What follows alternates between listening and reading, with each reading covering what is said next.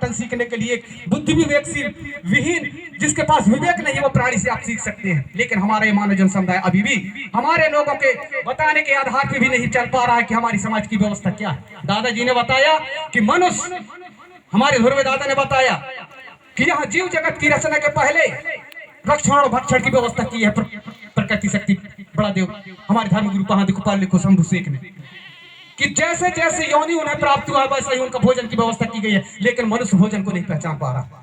बता रहा था कि हमारी हड्डी खाने का हमारा कर्म नहीं, क्योंकि मांस खाने वाले के दांत बेरे होते हैं। तो लोमड़ी और बिलाव को देखोगे उसके दांत बेरे होते हैं, और आप मांस खाओगे तो दांत में फंस जाएगा।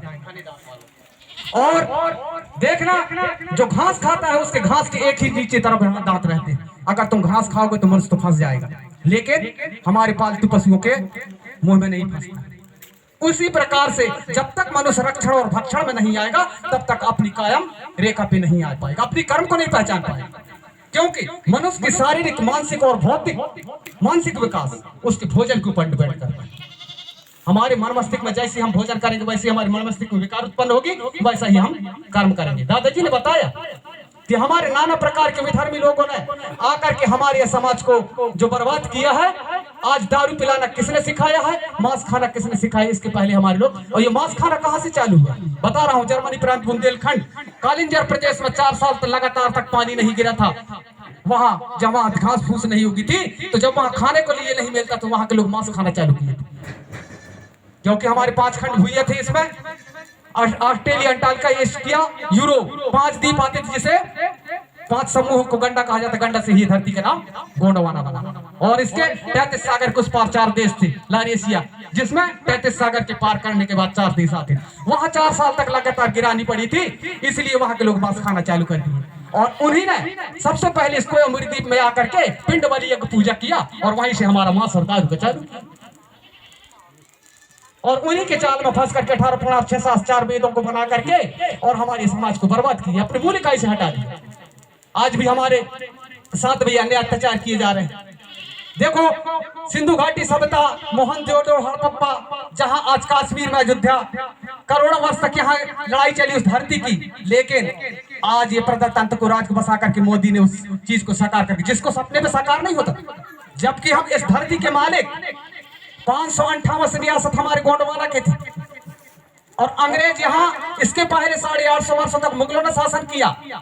पहले तो आर आए, आर के बाद मुगलों ने शासन किया 850 वर्षों तक। 60 से 850 वर्षों के बाद में फिर अंग्रेज आए।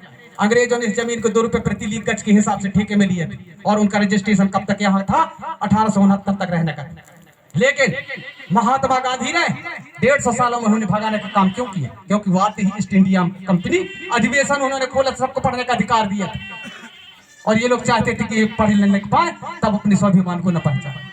उन्होंने 200 लाख गांवों को एकत्रित करके और असहयोग आंदोलन छोड़ा, और असहयोग आंदोलन में हमारे लाखों लोग मरे, खूनों की नदियां बही। प्रथम प्रधानमंत्री पंडित जवाहरलाल नेहरू मर गए क्या? वो आदिवासी जिनने धरती की जमीन के खातिर अपनी जानों की कुर्बानी दी, महाराजा शंकर साय, रानी दुर्गावती, ऐसे हमारे महान महान वीरों ने अपने जानों की आहुति दी। करोड़ों माताएं हमारी सिंदूर की लाली छूटी, और करोड़ों बच्चे हमारे अनाथ हुए, और प्रथम प्रधानमंत्री पंडित जवाहरलाल नेहरू को बना दिया गया। और आज वो 200 रियासत थे जो पाकिस्तान, जिनके पास समाज की व्यवस्था थी, पाकिस्तान में मुसलमानों ने ले लिया। जब राज्यों का बंटवारा हो रहा था और जब अंग्रेज यहां से भाग रहे थे, और ये बात रखे कि ये महात्मा गांधी से बोले कि हम 2 रुपए प्रति लीज गज के हिसाब से जमीन को ठेके में लिए था व्यापार करने के लिए, हम उन्हीं को देंगे जिनके हाथों से हमने लिया था जब यहां से भाग रहे थे। तब महात्मा गांधी ने क्या कहा कि अगर ये अभी अनपढ़ गंवार पढ़े लिखे ST SC OBC, ये अनपढ़ गंवार अभी पढ़े लिखे नहीं है, 10 साल इनको पढ़ा लिखा लूंगा तब कहीं इनका राज दे दूंगा। क्या देश आजादी हुए 75 साल हुआ, क्या अभी वो 10 साल नहीं पूछी जो हमारी आपने वो नहीं दे पा रहे? उसी के बदले में हमारी 60% जमीन जो आज गिरवी में चल रही है, उसी के गिरवी के आधार पे लाखों योजना चला रहे। हमारे लोग कह रहे हैं कि नहीं मोदी की, शिवराज की, उनकी बाप की है। हम उसी भूले भटके में हुए। और जब देश के राज्यों का बंटवारा हुआ तो राज्यवाही राजभाषा दी गई, तमिलनाडु वालों को तमिल भाषा दी गई, महाराष्ट्र वालों को महाराष्ट्र भाषा, उड़ीसा वालों को उड़िया भाषा, और यहाँ के मूल निवासी मर गए जिनकी भाषा और धर्म और संस्कृति का। ऐसे हमारे साथ में ये छलावा आज भी छलावा किया जा रहा। आज भी देखिए कि जहां चीन में बनी ईवीएम मशीन चीन में लागू नहीं है और हमारे मध्य प्रदेश में अभी लोकसभा 3 महीने बाकी है, मई में चुनाव होना। ये बात सबको जानकारी रखना कि ईवीएम मशीन का सुप्रीम कोर्ट में जो याचिका लगा तो याचिका को भी आज भारत सरकार नहीं मान पा रही है। लेकिन हम प्रत्येक हमारे मूल निवासियों का कर्तव्य है कि हम ओबीसी एसटी एससी मिल करके ये काम को एक करने मनोवृत्ति यहाँ रखा हुआ है। तो 10% के लोग हैं, अगर सबको अगर यहाँ आरक्षण खत्म कर दी जाएगी, संविधान मिटा दिया जाएगा, तो देश की आजादी हुए 75 साल हुए, आदिवासी का संविधान रहते अगर विकास नहीं हुआ तो समझ लीजिए कि समाज का विकास होना असंभव है। अगर संविधान मिट गई, जिस कानून को बाबा साहेब ने बनाया, क्योंकि गवर्नमेंट का हमारे ऊपर आईपीसीएल धारा लागू होती, जैसे हमारे दादाजी बताए कि हमारी रूढ़ी परंपरा वो व्यवस्था है जो हमारी पुरखाओं की व्यवस्था है। आज हमारे ऊपर कोर्ट आईपीसीएल धारा प्रशासनिक व्यवस्था कोई भी लागू हमारे ऊपर नहीं हो सकती। हमारी समाज की ऐसी व्यवस्था हमारी पुरखाओं की व्यवस्था है और उसी व्यवस्था के आधार पर हमारा ये समाज चलने वाला। लेकिन ये देश आजादी के बाद हम लोगों को इन्होंने बेवकूफ बनाया, जबकि यहाँ देश आजादी के पहले वंशावली राज था। वंशावली राज को मिटा करके उन्होंने लोकतंत्र राज बनाया। लोकतंत्र राज जब बनाया तो बाबा साहेब ने बात रखा महात्मा गांधी से कि यहाँ लोकतंत्र, क्योंकि जैसे मराठी वंश के राजा गढ़मंडला गौड़पुरवा के राजा थे, उनका अगर राज्य का मुखिया खत्म होता तो उसका पुत्र ही उत्तराधिकारी होता, उसी को राज्य दिया जाता था, न कि सरकार पब्लिक के द्वारा नहीं चुनी जाए। वैसे से हमारे पट्टन के सुक्कुमगढ़ है, मरकामन के लांजीगढ़ है, वैसे तमाम हमारे गोत्रधारियों के राजा अपने अपने गढ़ियों पे राज करते थे।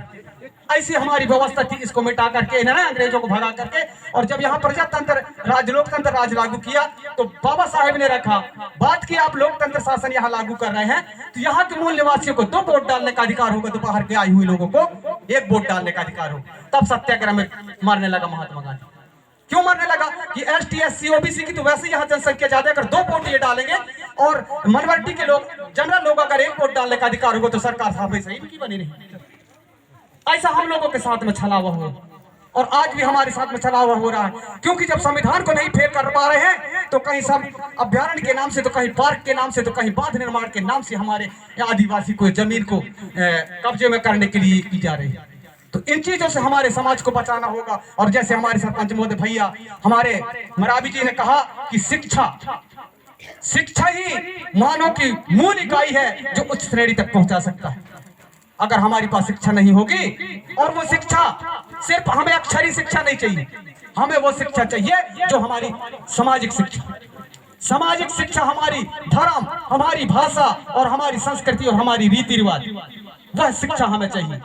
इसलिए सभी से मैं चाहूंगा कि आप अपने अपने बालकों को अच्छी शिक्षा, सामाजिक शिक्षा दें कि हमारे जन्म विवाह में क्या क्या किए जाते हैं और हमारी संस्कृति क्या है, हमारी सभ्यता क्या है, हमारी परंपरा क्या है। ये चीजों को जब तक हम लेकर के नहीं चलेंगे तब तक ये समाज को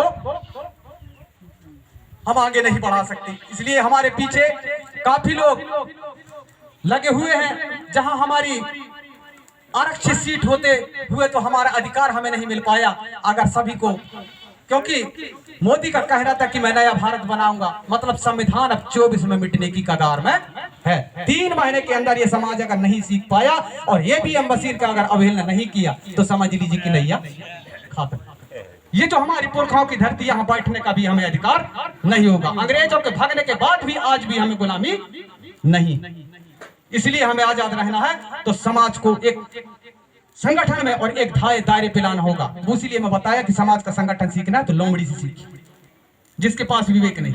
लोमड़ी चाहे वो भूभाग के किसी भी कोने में रहे, लेकिन वो समाज को पहचानता है। एक ने आवाज लगा लिया तो पूरे भूमंडल के लोमड़ी गूंज उठती। ऐसी समाज की व्यवस्था होना चाहिए। और चींटी को ही देखो, चींटी के लाइन में अगर गोवा घुस जाएगा तो गोवा को मार डालते हैं, लेकिन समाज को नहीं पहचाना। और समाज की व्यवस्था बिगड़ी है। ये समाज के बराबर धनी कोई समाज नहीं, और ये समाज की बराबर व्यवस्था कोई समाज की नहीं, और इस समाज की संस्कृति के बराबर कोई समाज की संस्कृति नहीं। सारी चीजें जो भी दुनिया ने आकर के सीखा तो सब हमारी समाज की संस्कृति और हमारी रीति रिवाजों को उन्होंने सीखा, जो आज तमाम हमारे लोगों को भिड़का करके और अपनी स्वार्थ सिद्धि कर रहे हैं। इन्हीं के साथ मैं अपनी वाणी को यही विराम देते हुए मैं अपने शब्दों को यहीं पर विराम देता हूँ।